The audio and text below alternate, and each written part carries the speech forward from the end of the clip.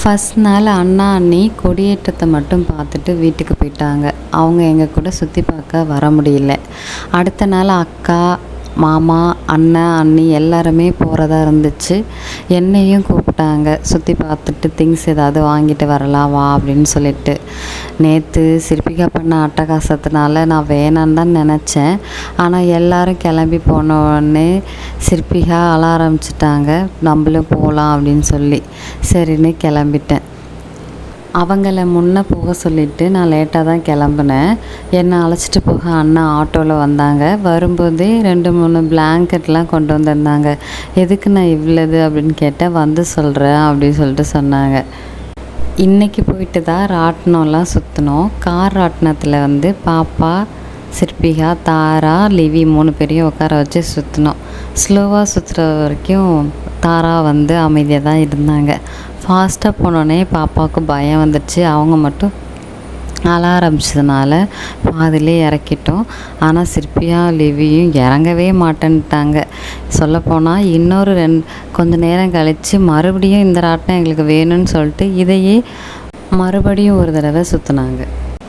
நான், அக்கா, பாப்பாங்க எல்லோரும் சேர்ந்து ஒரு ட்ரெயின் ராட்டினத்துக்கு போனோம். பாப்பா, சிற்பிகா, லிவி எல்லோரும் அழுவாங்கன்னு நினச்சேன்.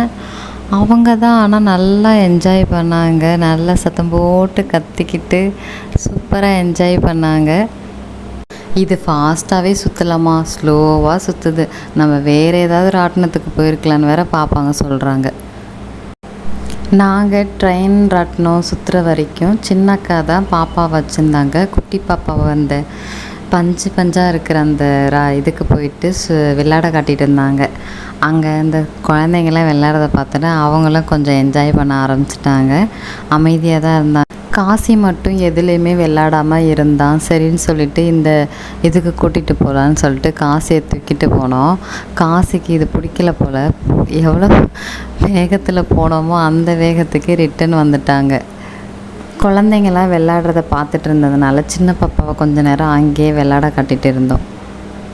அடுத்து ஒரு டிராகன் ராட்டினத்துக்கு சிற்பிகாவும் லிவியும் போயிருந்தாங்க.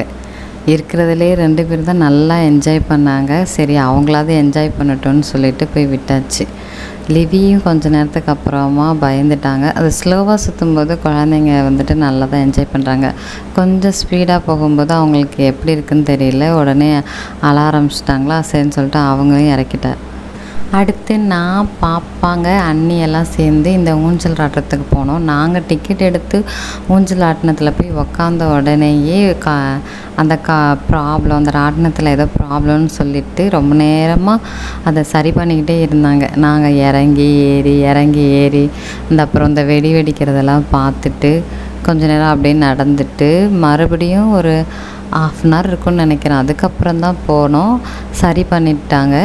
அப்புறமா தான் இந்த பக்கம் நான், பாப்பாங்க, அண்ணி எல்லாம் உட்காந்தோம். அந்த பக்கம் அக்கா பசங்கள்லாம் அந்த பக்கம் போயிட்டாங்க. கப்பல் ராட்டினம் ரொம்பவே சூப்பராக இருக்கும். ஆனால் அந்த போயிட்டு வரப்போ அதான் அந்த இறங்கும்போது ஒரு மாதிரியாக வயிற்றுலேருந்து அந்த கூசும். அதனாலேயே பாப்பா எல்லாருமே பயந்துக்கிட்டு கீழே குனிஞ்சிக்கிட்டாங்க.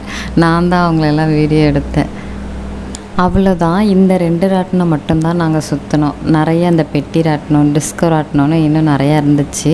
ஆனால் குழந்தைங்கள மாற்றி கொடுத்துக்கிட்டு கொஞ்சம் பேராக போய் ராட்டினம் தனித்தனியாக சுற்றுறதுல எங்களுக்கு அவ்வளோக்கா விருப்பம் இல்லாதனால இந்த 2 ராட்டினம் மட்டும் ஆடிட்டு நாங்கள் ஷாப்பிங்க்கு போயிட்டோம். ஷாப்பிங் முடிச்சுட்டு வீட்டுக்கு வந்தாச்சு.